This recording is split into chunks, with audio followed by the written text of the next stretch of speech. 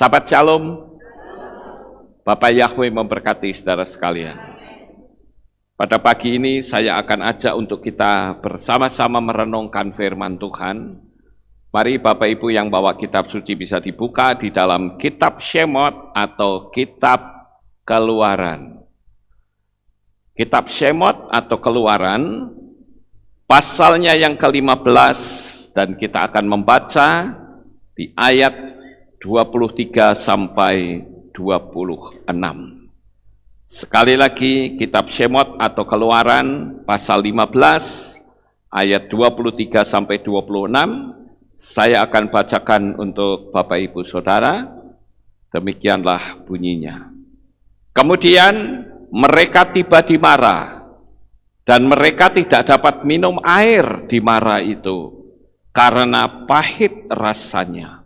Oleh karena itu, tempat itu dinamai Mara. Dan bangsa itu mulai bersungut-sungut kepada Mose, seraya mengatakan, apakah yang akan kami minum? Maka berserulah Mose kepada Yahweh, dan Yahweh menunjukkan kepadanya sepotong kayu. Lalu Mose melemparkan kayu itu ke dalam air. Lalu air itu menjadi manis.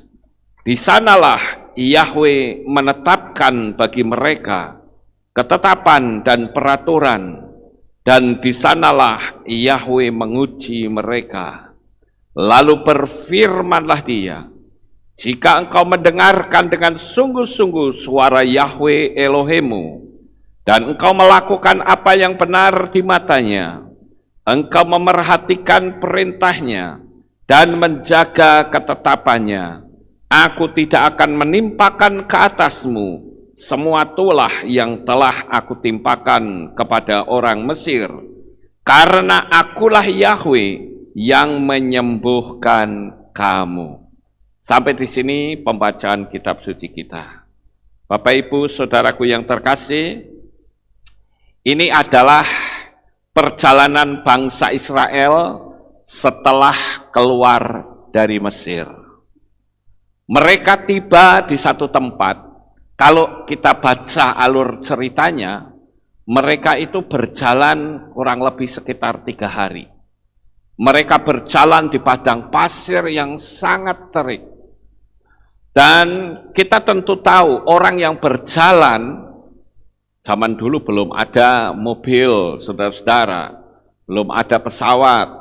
Jadi mereka jalan kaki, saudara tentu tahu perjalanan yang sangat jauh dan panas yang luar biasa.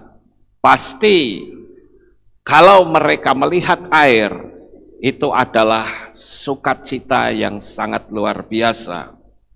Tetapi sayang sekali kalau kita baca di kitab suci kita, saat mereka ingin minum, ternyata air yang ada di tempat itu rasanya pahit, saudara-saudara.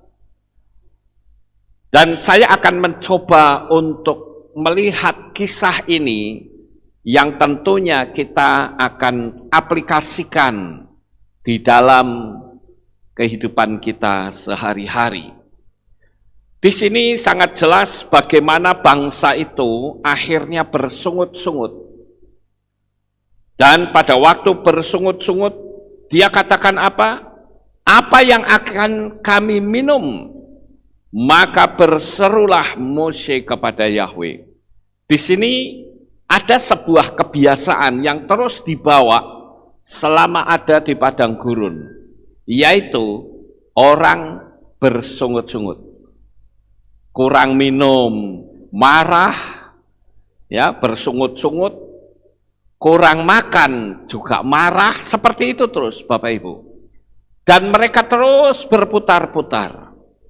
Tetapi kalau kita lihat kisah ini cukup menarik, karena Mose itu berseru kepada Bapak Yahweh, dan Bapak Yahweh menunjukkan sepotong kayu.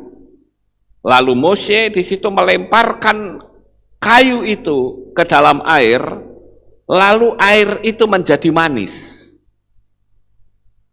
kayu apakah itu, saudara-saudara? Mungkin kalau orang yang berpikiran logika akan bisa berkata, oh kayu itu bisa jadi itu adalah tebu. Itu kan jenis kayu-kayuan. Tetapi saudara, apakah bisa sebatang tebu itu bisa membuat semuanya manis? Saya yakin tidak. Tetapi kalau kita perhatikan dengan sepotong kayu membuat air yang tadinya pahit menjadi manis, saya punya keyakinan itu menjadi sebuah gambaran. Gambaran bagi orang yang hidupnya berada dalam kepahitan, kalau dia melihat kepada salib Yesua HaMasiah. Salib itu kan dibuat dari kayu, Bapak Ibu. Maka semuanya menjadi manis. Hidup kita yang mungkin dalam kondisi gelap, tapi saat kita mengenal salib Yesua menjadi simbol dari kasih, maka yang tadinya serba gelap, serba pahit, di situ kita berubah, kehidupan kita menjadi manis. Ada satu hal yang saya bisa bayangkan cukup menarik, Bapak Ibu. Yang pertama adalah mereka ini kan sudah dibebaskan dari Mesir. Mereka sudah tidak lagi hidup dalam penindasan orang lain. Tetapi sekalipun mereka sudah bebas dari penindasan orang lain, tetapi hidup mereka masih tetap tidak nyaman. Kenapa? Karena mereka minum yang seharusnya itu menjadi kehidupan mereka, mereka nggak bisa minum karena airnya pahit. Nah, ini menjadi sebuah gambaran kehidupan yang sudah dilepaskan dari dosa keturunan Adam dan Hawa. Kita sudah percaya kepada Bapa Yahweh di dalam Yesua HaMasiah. Itu ibarat kita sudah keluar dari Mesir. Kita sudah bebas, kita sudah jadi orang merdeka. Tetapi apakah dengan kemerdekaan itu berarti semua kehidupan kita otomatis menjadi kehidupan yang serba baik? Ternyata belum tentu, saudara. Karena kita sering melihat bagaimana orang-orang yang hidupnya banyak sekali keluhan. Dia katakan, saya sudah percaya kepada Bapa Yahweh. Saya bahkan sudah dibaptis pembaharuan. Tetapi kenapa di dalam kehidupan kami selalu mengalami banyak sekali kendala, kesulitan, khususnya dalam soal perekonomian. Bisa jadi bukan cuma masalah perekonomian, tetapi juga hidup diwarnai dengan sakit penyakit. Makanya di sini kita harus mencurigai kalau ada kehidupan kita yang sepertinya begitu berat. Kita cari tahu, Bapak Ibu. Jangan-jangan alam supranatural kita itu terkoyak. Itu sebabnya di sini ada sesuatu yang cukup menarik. Kenapa? Karena Bapak Yahweh itu mengingatkan bangsa Israel untuk yang pertama kali, mengingatkan tentang penyakit yang ada di Mesir. Coba kita baca di bagian belakang, di sana dikatakan demikian. Aku tidak akan menimpakan ke atasmu semua tulah yang telah aku timpakan kepada orang Mesir, karena akulah Yahweh yang menyembuhkan kamu. Perhatikan kata menyembuhkan. Kata menyembuhkan itu berarti ada kaitannya dengan sakit penyakit. Tetapi yang cukup aneh, Bapak Ibu, ucapan Bapak Yahweh yang bicara tentang penyembuhan, itu bicara tentang penyakit. Dia ingatkan bangsa Israel bagaimana 10 perintah Elohim itu menjadi bencana besar bagi orang-orang Mesir. Kenapa Bapak Yahweh mengingatkan bangsa Israel tentang penyakit, tetapi diucapkan di satu tempat yang bernama Mara. Mara itu berarti pahit, Bapak Ibu. Jadi kalau saya renungkan firman Tuhan ini, berarti ada kaitannya antara pahit dengan penyakit. Apa hubungannya? Kok Bapak Yahweh bicara tentang penyembuhan penyakit? Di sini saya yakin Bapak Ibu, karena Tuhan itu ingin kita tahu bahwa penyebab datangnya penyakit itu juga karena adanya kepahitan. Itu kenapa Bapak Yahweh itu menghubungkan antara Mara dengan penyakit. Itu menjadi sebuah gambaran Bapak Ibu. Coba kalau saudara perhatikan, orang-orang yang terkena penyakit kanker, ayo saudara perhatikan mereka. Apa latar belakang mereka? Saya punya keyakinan dari setiap orang-orang yang terkena penyakit kanker, itu pasti hidupnya memendam kepahitan. Saudara boleh buktikan. Setiap kali ada orang yang memberitahu kepada saya kena kanker, tolong saya doakan. Saya sudah bisa memastikan kehidupan mereka di masa lalu itu banyak sekali hal-hal yang pahit yang membuat penyakit itu ada di dalam diri mereka. Itu sebabnya kenapa Bapak Yahweh menyangkutkan antara tempat yang bernama Mara, yang artinya pahit, dan berbicara tentang penyakit. Bapak Yahweh mengingatkannya. Nah, itu sebabnya saudara-saudara, kita sebagai orang-orang yang sudah percaya, jangan sampai ada kepahitan yang tinggal di dalam diri kita. Kepahitan itu Mara. Dan kalau ada Mara dalam diri kita, pasti akan ada penyakit. Itu sebabnya Bapak Yahweh di bagian akhir dikatakan, karena akulah Yahweh yang menyembuhkan kamu. Nah, Bapak Ibu yang terkasih, apa sih sebetulnya yang membuat seseorang itu memiliki hati yang pahit? Ada sebetulnya banyak sekali penyebab-penyebab orang yang sampai dia memendam rasa pahit. Dan setiap orang yang memendam rasa pahit, maka di dalam diri orang tersebut akan muncul hormon, saudara. Dan hormon ini akan merusak seluruh jaringan organ tubuh yang ada di dalam. Kenapa sih orang bisa mengalami kepahitan? Sama seperti air di Mara. Saudara bisa bayangkan 3 hari jalan kaki loh. Mereka hausnya luar biasa. Tapi waktu mau minum air, ternyata airnya tidak bisa masuk ke dalam perut. Bahkan hanya mencekik leher mereka karena pahit.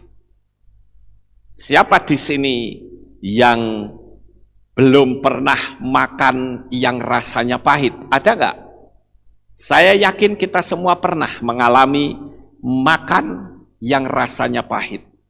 Paling tidak saudara pernah makan sayur pare. Pare itu kan pahit, Bapak Ibu. Oh, itu tidak nyaman sekali. Coba ketika saudara sedang haus, makan itu leher kayak dicekik, saudara. Ini akan menambah emosi dari orang-orang Israel pada waktu itu yang terpengaruh oleh bangsa-bangsa lain. Nah, mari kita belajar tentang kenapa orang bisa mengalami kepahitan dan bagaimana kita bisa melepaskan diri dari kepahitan. Karena jikalau kita menang terhadap kepahitan, maka yang terjadi adalah alam supranatural kita juga akan menang. Yang pertama, orang bisa mengalami kepahitan karena seringnya disakiti oleh orang-orang yang dekat. Karena orang memiliki perasaan yang halus, mungkin cuma hanya memendam perasaan, ya sudahlah, disakiti, saya biar saja. Saya dihina, saya ditipu, sudah nggak masalah. Itu dipendam, saudara-saudara. Dan orang yang memendam perasaan seperti itu dari hari ke hari, maka hal itu akan bisa merusak diri orang tersebut. Saya tidak tahu apakah saudara pernah mengalami kondisi seperti itu. Dan yang kedua, saudara-saudara, karena lamanya hidup dalam tekanan. Ketika seseorang hidup di dalam tekanan yang lama, itu juga akan mendatangkan sakit penyakit, mendatangkan rasa pahit. Ada orang yang merasa jengkel, pahit hati, karena dia menderita sakit penyakit. Padahal dengan seperti itu penyakitnya bukan sembuh, tapi malah semakin menjadi-jadi. Ada pula orang yang disakiti kekasihnya, itu memendam perasaan yang pahit, itu marah, saudara-saudara. Karena lamanya hidup dalam tekanan. Saya akan tunjukkan bahwa bangsa Israel itu sebetulnya bangsa yang sangat sensitif karena dia sering sekali disakiti, khususnya oleh orang-orang Mesir.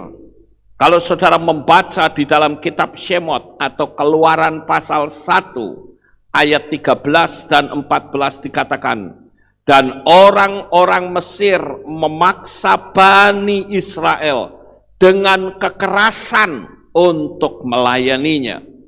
Dan mereka membuat hidupnya menjadi pahit dengan kerja keras, berurusan dengan tanah liat, dan dengan debu, dengan batu bata, dan dengan semua pekerjaan di ladang. Semua pekerjaan yang mereka lakukan adalah karena kekerasan. Hidup yang pahit itu sangat tidak nyaman. Dari hari ke hari saudara bekerja, tetapi hasilnya bukan untuk sendiri. Kita tidak bisa menikmati apa yang sudah kita kerjakan. Itu namanya hidup yang pahit, saudara-saudara. Itu berarti ada penindasan dari pihak lain. Bisa saja karena adanya roh kemiskinan yang menguasai kehidupan kita. Sehingga apapun yang kita kerjakan, selalu kita akan benturan dengan yang namanya kegagalan. Pernah ada orang yang bercerita kepada saya mau menjual rumah, sudah jelas transaksi, sudah oke. Tetapi begitu mau bayar-bayaran, gagal lagi. Nanti terjadi lagi, gagal lagi. Itu berarti ada sesuatu yang tidak beres di alam roh yang harus diselesaikan. Itu berarti alam rohnya terkoyak dan ada sesuatu yang pahit yang menguasai hidupnya. Jadi Bapak Ibu, saya katakan bagaimana bangsa Israel itu menjadi bangsa yang sangat sensitif, mudah sekali tersinggung. Maka kalau kita sebagai orang yang gampang tersinggung, itu berarti saudara hidup di dalam kepahitan. Nah, ciri khas dari orang-orang yang hidup dalam kepahitan, itu adalah kata-katanya itu cenderung pedas, keras. Tetapi juga orangnya apatis. Karena seringnya memendam energi negatif dari orang lain. Dan ini kalau tidak diselesaikan, maka hidup saudara akan selalu berada dalam kepahitan, dan kita pun akan mati dalam kepahitan, mati dalam penderitaan. Oleh karena itu, Bapak Ibu yang terkasih, bagaimanakah cara kita bisa melepaskan diri dari mara ini? Seperti tadi gambarannya, ketika Mose melemparkan tongkat, itu berbicara tentang hukum kasih dari Bapa Yahweh. Oleh karena kasihnya yang besar, manusia yang seharusnya mati binasa, tetapi karena Yeshua HaMasyiah mati di atas kayu salib, maka kita semua memiliki pengharapan untuk hidup kekal di Shamayim. Oleh karena itu, saudara, apa yang harus kita lakukan untuk melepaskan diri dari kehidupan yang serba pahit? Saya tidak tahu bagaimana dengan hidup saudara saat ini. Bagaimana dengan hidup saudara yang sedang mengikuti streaming saat ini? Apakah ada di antara hidupmu yang berada dalam kepahitan? Hidup yang penuh dengan tekanan penderitaan. Khususnya kalau di dalam hati kita itu ada rasa pahit, itu sudah sangat mengganjal kehidupan kita untuk kedepannya. Saya akan coba untuk tunjukkan beberapa prinsip yang bisa melepaskan kita dari kepahitan. Sehingga kalau kehidupan kita lepas dari kepahitan, hidup kita akan menjadi manis, karena lawan dari pahit itu manis. Dan kalau hidup kita sudah manis, rezeki pasti akan dengan sangat mudah berdatangan kepada diri kita. Yang pertama, saudara, buatlah sebuah komitmen. Komitmen untuk apa? Untuk mempermalukan orang yang mungkin menghina kita, sehingga membuat kita menjadi pahit. Dan komitmen mempermalukan itu bukan berenergi negatif, tetapi berenergi positif. Dengan cara apa? Kita akan berkomitmen mempermalukan orang yang melecehkan kita dengan kesuksesan kita. Tunjukkan bahwa kita jauh lebih unggul dari orang tersebut. Berbeda sekali kalau kita mempermalukan dengan pola yang negatif. Orang akan dipermalukan secara kasar.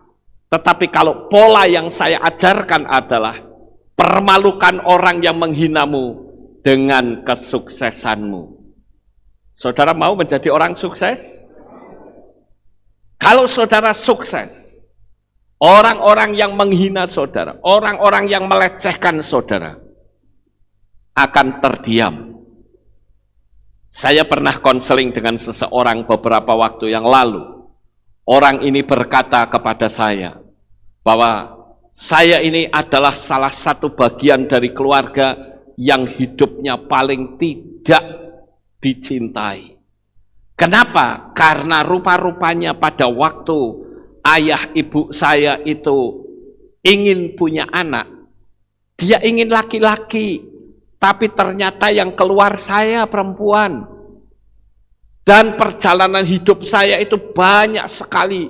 Saya dibentak, saya dipukul, hidup saya pahit sekali dengan orang tua. Dan itu membuat perjalanan saya begitu berat.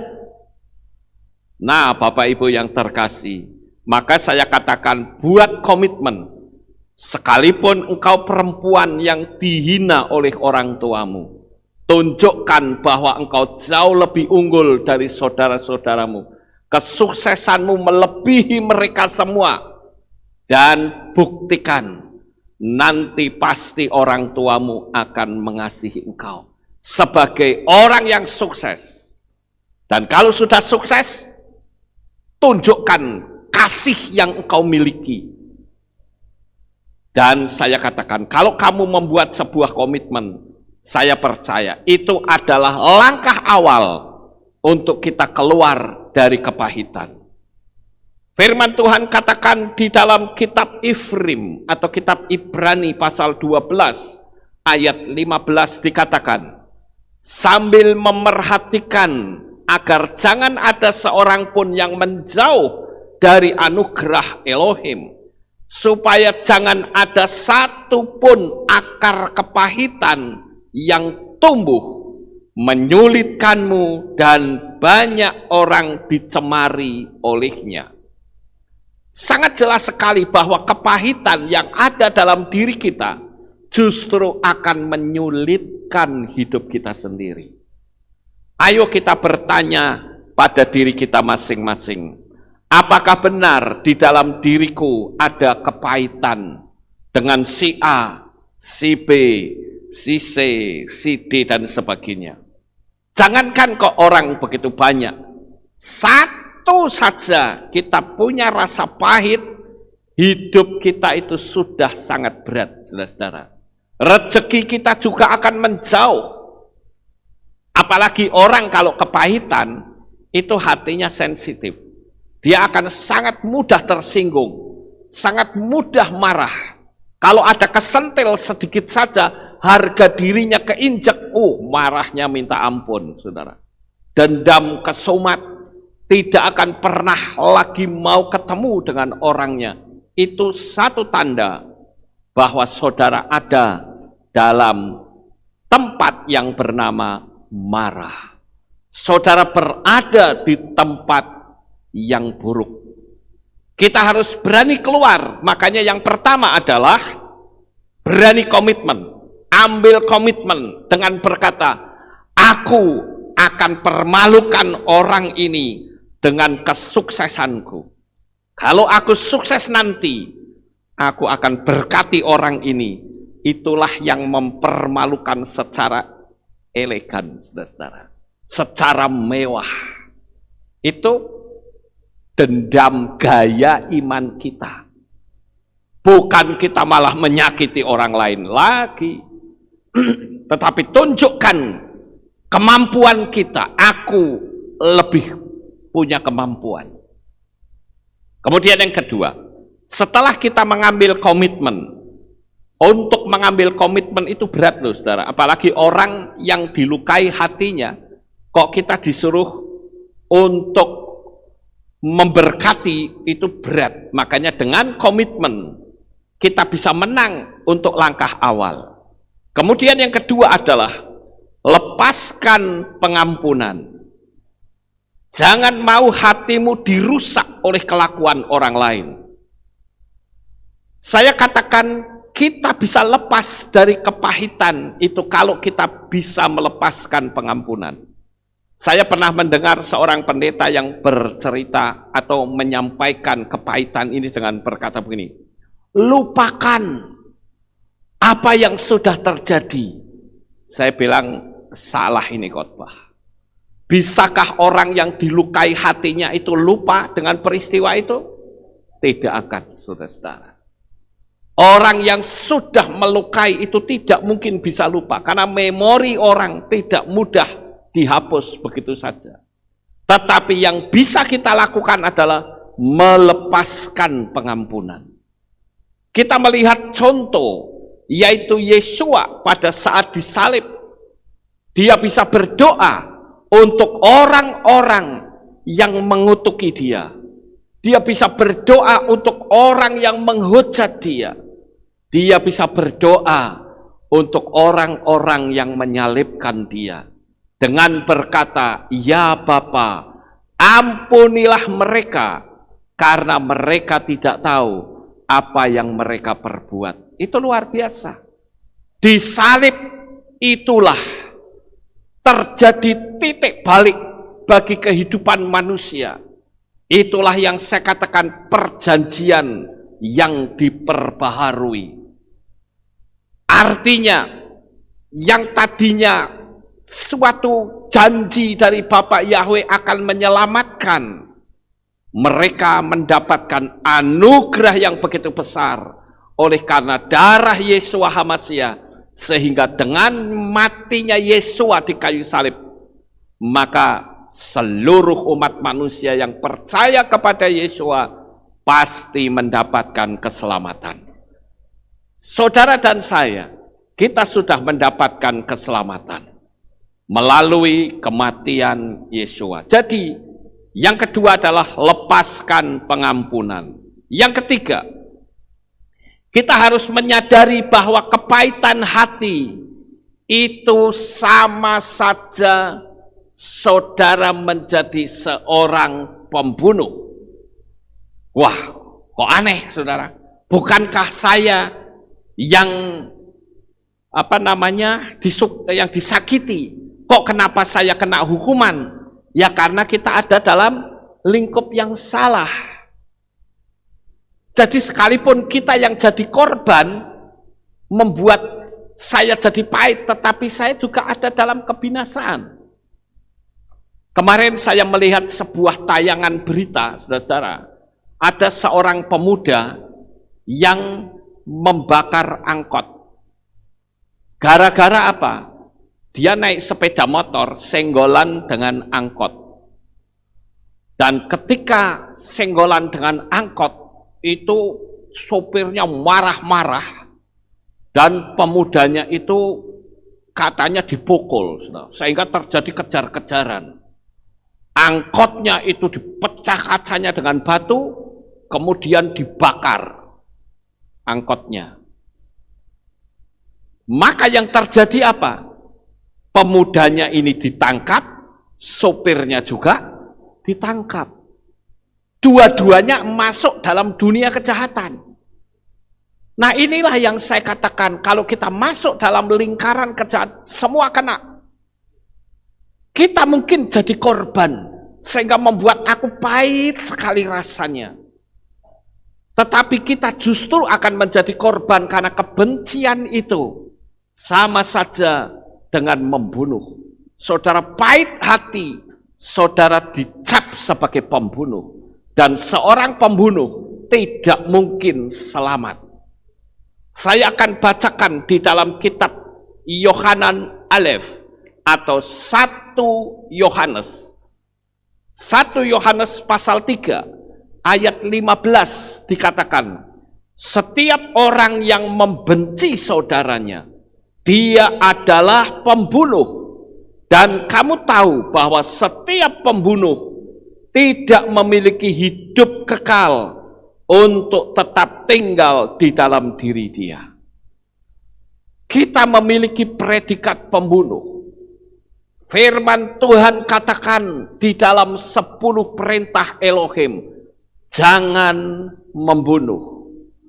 Tetapi kalau kita membenci, itu sudah dicap sebagai pembunuh. Itulah yang saya katakan, Torah Yahweh yang diperbaharui atau disempurnakan oleh Yesua. Torah katakan jangan membunuh. Kategori membunuh adalah kalau kita sudah menghilangkan nyawa orang lain. Tetapi ketika Torah itu disempurnakan oleh Yesua, maka ketika kita benci orang lain saja, itu sudah menjadi seorang pembunuh. Menurut saudara, semakin sulit atau semakin mudah? Semakin sulit, saudara. Itulah kenapa saya katakan Yesua itu disebut sebagai Torah Hayim atau Torah kehidupan. Kalau saudara ingin menjalani Torah yang benar, ikutin gaya hidup Yesua. Yesua ketika dalam penderitaan yang hebat, orang-orang yang menghina ada di depannya. Bahkan penjahat yang ada di sampingnya juga ikut menghina. Tetapi dalam ucapan Yesua tidak keluar sepatah kata ucapan kutuk. Itu sebabnya saya katakan kita perlu belajar seperti Yesua sebagai Torah kehidupan. Bapak Ibu yang terkasih, mari kita akan belajar untuk menyadari dan bertanya pada diri kita, apakah benar saya masih memiliki kepahitan hati? Sekarang yang keempat, Bapak Ibu. Karena kepahitan itu sama saja dengan hidup kita dikuasai oleh orang lain.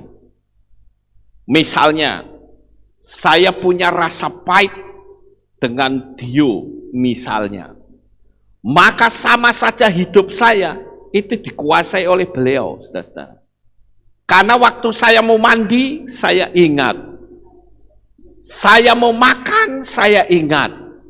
Ya, jadi hidup saya itu dikuasai terus oleh orang yang saya benci, oleh orang yang bikin saya pahit. Kita segera keluar dari marah. Jangan tetap tinggal di situ. Kita lihat Yesua mati di salib.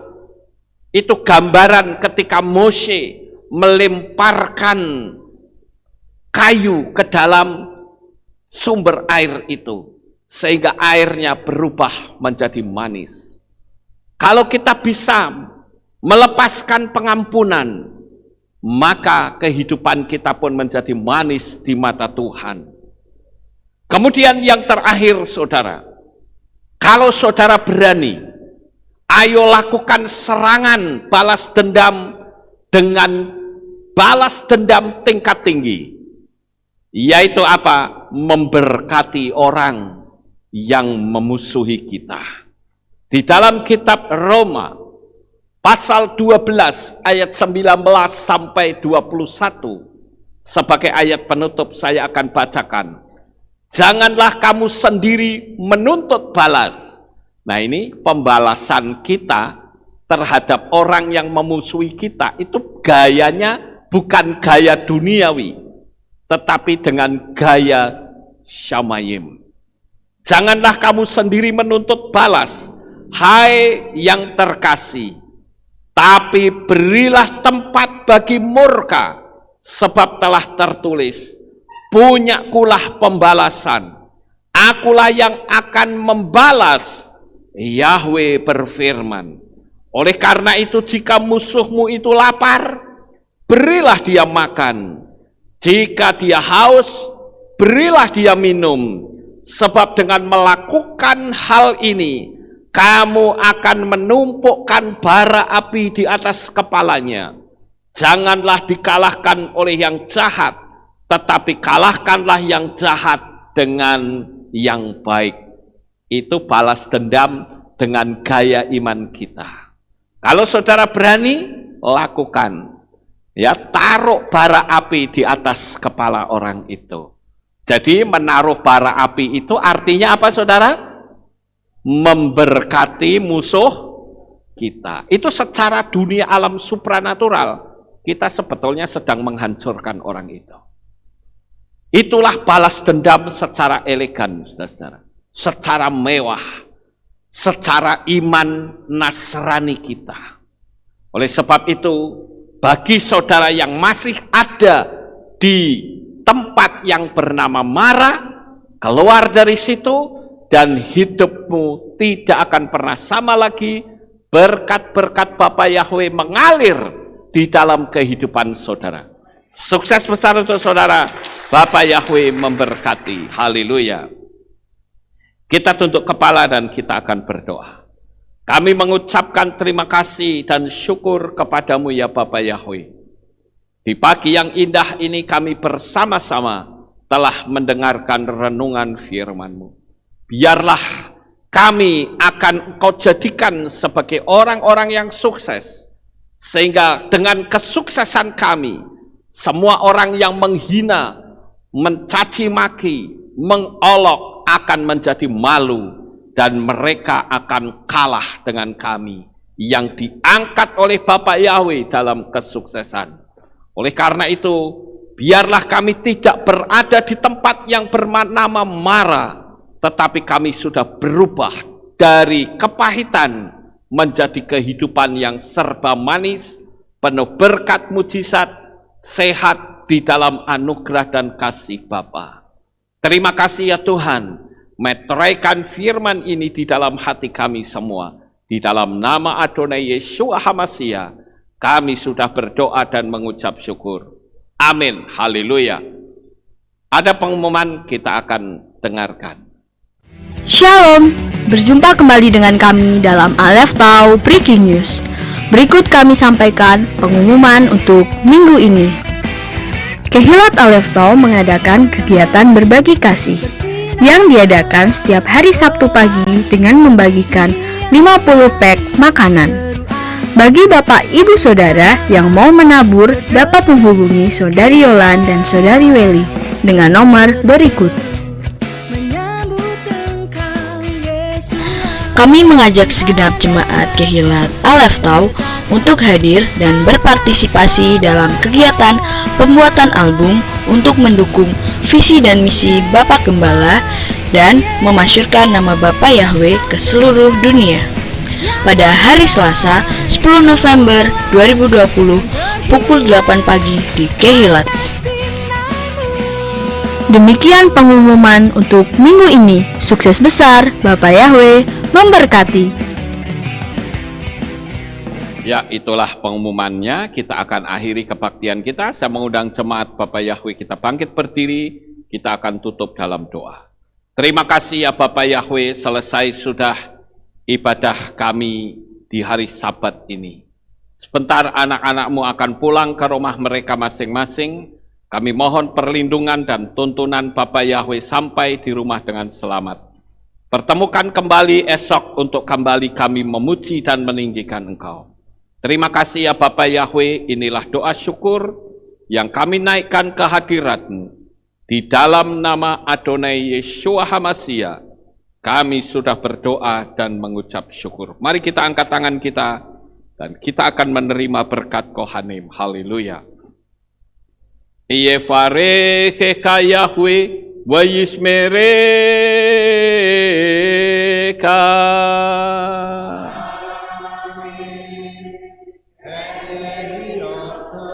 Yair Yahweh panau eleka wichuneka.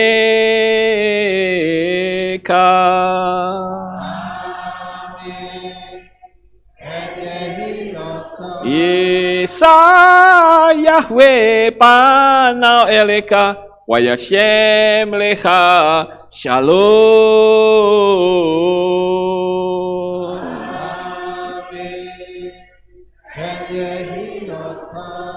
Baruk atapair ufaruk atapasadeh. Engkau akan diberkati di kota dan kau akan diberkati di ladang.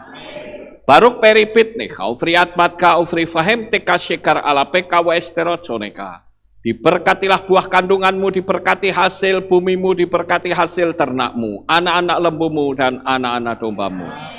Baruk tan akau misyarteka, diberkatilah bakulmu dan tempat adonanmu. Baruk ata boboy, kau faruk ata betseteha, dan kau akan diberkati pada waktu kau masuk, dan kau akan diberkati pada waktu kau keluar. Amin. Baruk ata Yahweh Eloheinu melek haolam, besem Yeshua HaMashiach wa Ruach HaKodes kile olam faed. Kami sudah berdoa dan mengucap syukur. Haleluya.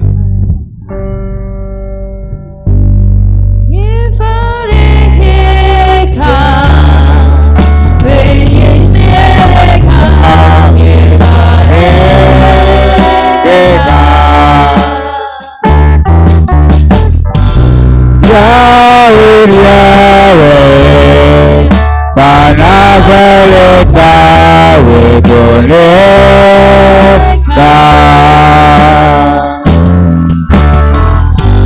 Ufarudika Deis mereka Yahweh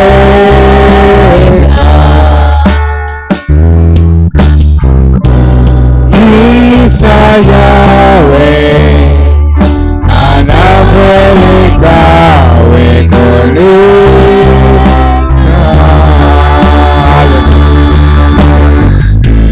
We are simplika Shalom Shalom. We are simplika Shalom, shalom. Yesus mereka, Yesus mereka,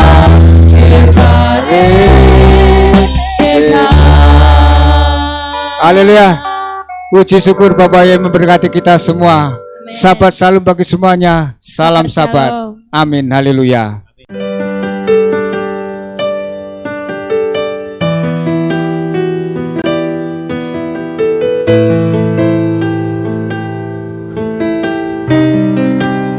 Segala pujian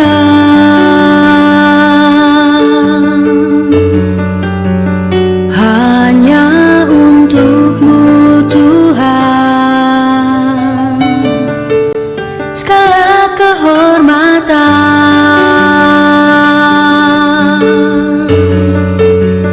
juga punya-Mu Tuhan.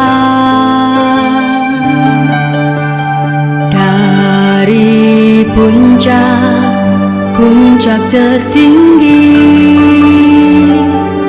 sampai lembah terlandai, semua karya kasih cinta-Mu, sujud menyembah Sang Maha Pencipta.